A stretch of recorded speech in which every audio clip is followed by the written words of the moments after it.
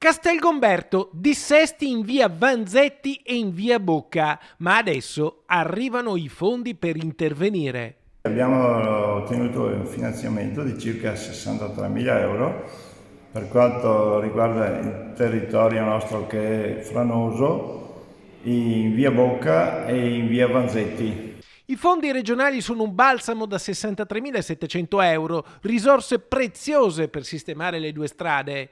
La comunicazione è arrivata dall'assessore veneto alla difesa del suolo e alla mitigazione del rischio idrogeologico, Giampaolo Bottacin. Il contributo servirà a sistemare alcuni tratti dei versanti stradali delle due vie collinari dove c'è un pericolo caduta massi che adesso, grazie a questi fondi, dovrebbe essere risolto. Non è la prima volta che il comune interviene per sistemare dei dissesti.